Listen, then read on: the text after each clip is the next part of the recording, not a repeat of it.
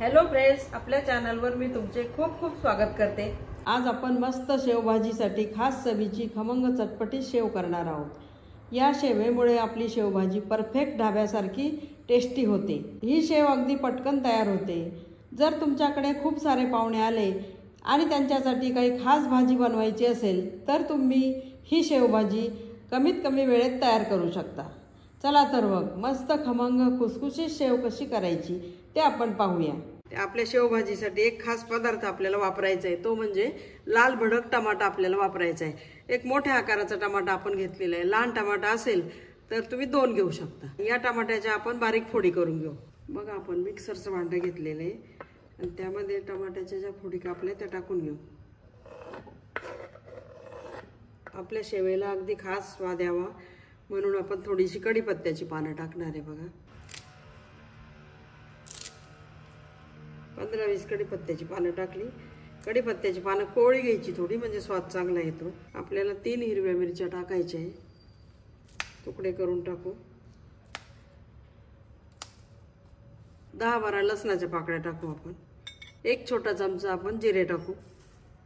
1 छोटा चमचा आपल्याला काळी मिरी टाकायची आहे। आपण यामध्ये जे पदार्थ टाकले त्यामुळे आपल्या शेवेचा स्वाद अगदी चटपटीत येतो। आपल्याला साहित्य पाणी न टाकता बारीक करायचे। टमाटे आणि सर्व साहित्य पाणी न टाकता बारीक केलं। आता त्यामध्ये थोडंसं पाणी टाकू, 2-3 चमचे पाणी टाकू आणि अगदी बारीक करून घेऊया। अगदी आपण बारीक वाटून घेतलंय मिश्रण। एक बाउल घेतलं आणि त्यावर आता चाळणी ठेवू आपण। हे मिश्रण आपल्याला आता गाळून घ्यायचंय। गाळून घेऊया। बघा आपण सर्व गाळून घेतलं आणि आवर चौथा राहिला तो बाजूला ठेवून देऊ आपण। बघा आपली शेव खुसखुशीत व्हावी म्हणून आपल्याला फक्त पोहे खायचा चमचा आहे। 2 चमचे आपल्याला तेल घ्यायचंय। हे तेल आपल्याला कडकडीत गरम करून घ्यायचंय। बघा आपण तेल गरम करायला ठेवलेले। एक परात घेतलेली आपण, त्या परातीमध्ये बघा 3 वाट्या हरभऱ्याच्या डाळीचं पीठ घेतलेले, मध्यम साईजच्या वाट्या आहे आणि घरीच दळलेले पीठ आहे। फक्त ते पीठ आपण बारीक घ्यायचंय या पद्धतीने बघा। आणि 3 वाट्या मी दाबून घेतलेले आहे। परातीमध्ये पीठ काढून घेऊ आपण।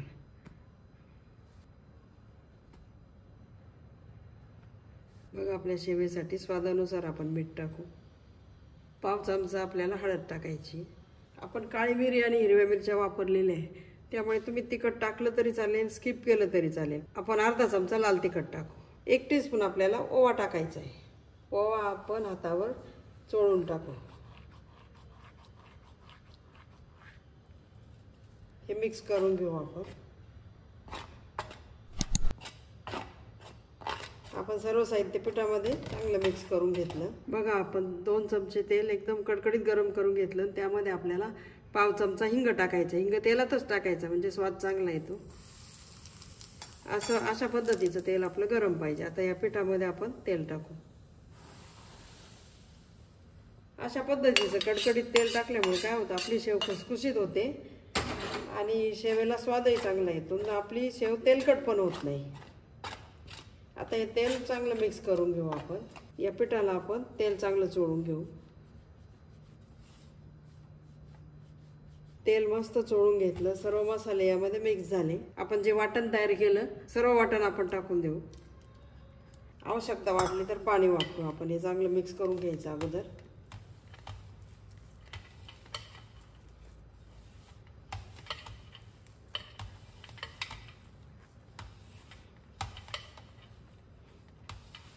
बघा आता आपण थोडंसं पाणी टाकू।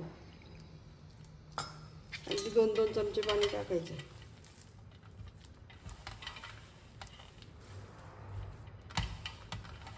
अजून थोडंसं पाणी टाकू आपण। अगदी 5 मिनिट आपल्याला थोडं थोडं पाणी वापरून हे पीठ मस्त फेटून घ्यायचं आहे।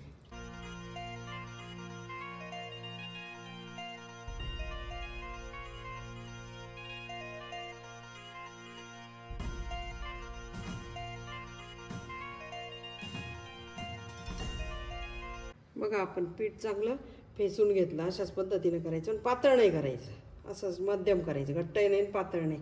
थोडंसं कोरडं पीठ टाकून पिठाचा मस्त गोळा करून घेऊ। बघा आपलं शेवेचं पीठ मस्त मळून झालं। अशा पद्धतीने तयार झालं पाहिजे आणि पाणी लावून आपण असं सारखं त्याला फेटून घेतलं, त्यामुळे आपलं पीठ मस्त होतं बघा. असं पाहिजे, हाताला चिकटत नाही अजिबात. आपलं परफेक्ट पीठ म्हणून तयार झालं. हे पीठ भिजू देण्याची काहीच आवश्यकता नाही. आपण पीठ एकदम मस्त मळून घेतलेले. लगेच आता आपण शेव करायला घेऊ. शेवभाजीसाठी आपल्याला शेव करायची, ही जाळी आपल्याला घ्यायची आणि आपल्या सोऱ्याला पीठ चिकटू नये म्हणून आपण थोडंसं तेल लावून घेऊ. जी जाळी घेतली त्यालाही आपण तेल लावू. बघा आपलं पीठ अजिबात हाताला चिकटत नाही. अगदी मस्त पीठ तयार झालं. आता या सोऱ्यामध्ये आपण हे पीठ टाकू, भरून घ्यायचं छान. अजून थोडंसं टाकू, छान प्रेस करून द्यायचं खाली. बघा आपण कढईमध्ये तेल तापत ठेवलेलं आहे. तेल मस्त तापून घ्यायचं. हे बघा आता आपण थोडंसं पीठ टाकून पाहू त्यामध्ये. अशा पद्धतीने तेल तापलेलं पाहिजे.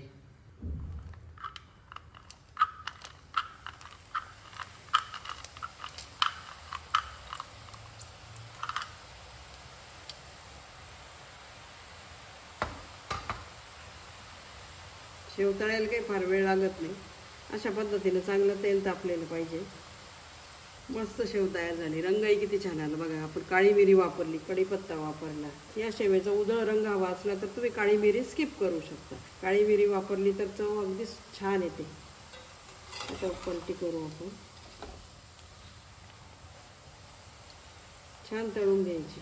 बघा आपली शेव आता तळून झाली. तेलाचे बुडबुडे कमी झाले की शेव तळून झाली असं समजायचं. तेलने तळून घेऊ.